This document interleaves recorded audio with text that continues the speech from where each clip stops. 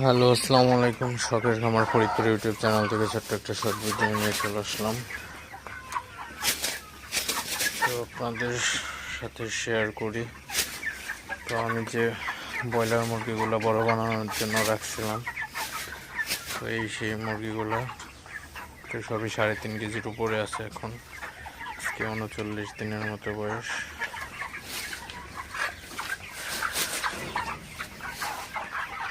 তো মুরগি এইগুলাকেও তাড়াইতে হবে।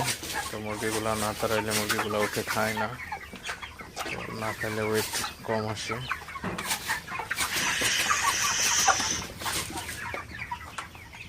এই হচ্ছে মুরগি।